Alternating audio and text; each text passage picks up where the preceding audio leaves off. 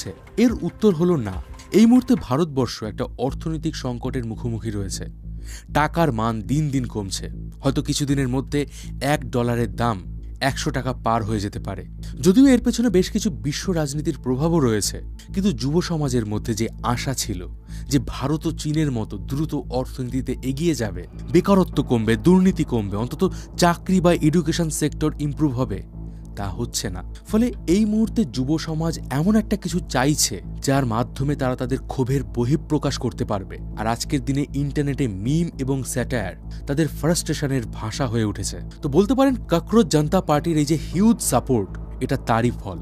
কিন্তু এখানেও একটা প্রশ্ন আসে, যুব সমাজের এই ক্ষোভকে কি কিছু মানুষ হাইজ্যাক করার চেষ্টা করছে শুধুমাত্র নিজেদের পলিটিক্যাল সিস্টেমকে চালিয়ে নিয়ে যাওয়ার জন্য?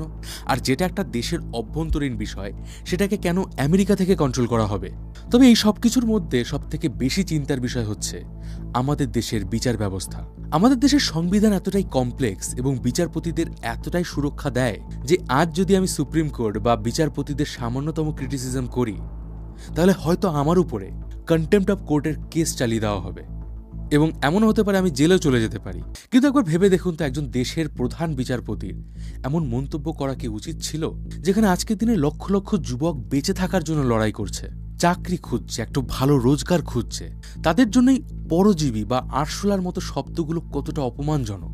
আজকের দিনে বহু মানুষ, এমনকি আমি নিজে, এই সোশ্যাল মিডিয়াকে ব্যবহার করে নিজের কেরিয়ার করেছি, নিজের পরিবারকে আর্থিকভাবে সচ্ছল করেছি। সিস্টেম যদি আমাকে চাকরির গ্যারান্টি দিতে না পারে, আমার জীবনের নিরাপত্তা দিতে না পারে, তাহলে আমি যদি সোশ্যাল মিডিয়াকে বেছে নেই নিজের রোজগারের জন্য, তাহলে সেটা কি অন্যায়? আর এই সোশ্যাল মিডিয়ার জবটা কিন্তু মোটেই ইজি নয়।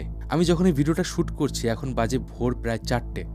আমি গত সারা রাত ধরে আমি এই স্ক্রিপ্টটা নিয়ে রিসার্চ করেছি, পড়েছি, লিখেছি। ইভেন যখন আমি ভিডিওটা শ্যুট করব, এডিট করব বা যখন ভিডিওটা পাবলিশ করব, তখনও পর্যন্ত আমি হয়তো ঘুমাবো না।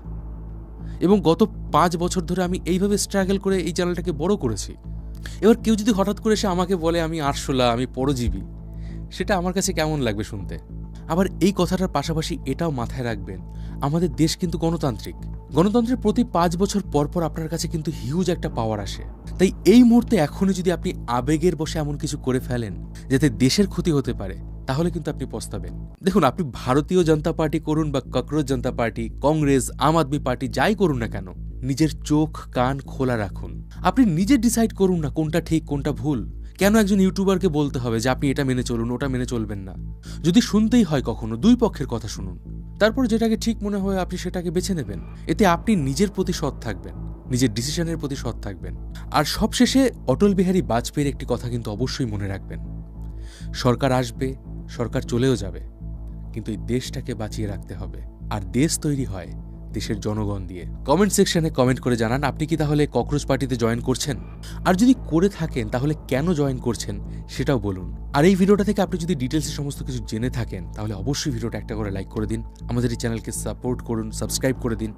কারণ আমরা চেষ্টা করি সবসময় নিরপেক্ষ থেকে আপনাদের সামনে সমস্ত তথ্য তুলে ধরতে। তো দেখা হবে পরের ভিডিওতে। ততদিন ভালো থাকবেন, সুস্থ থাকবেন। আর আমি ছিলাম মিঠুন আপনার সাথে।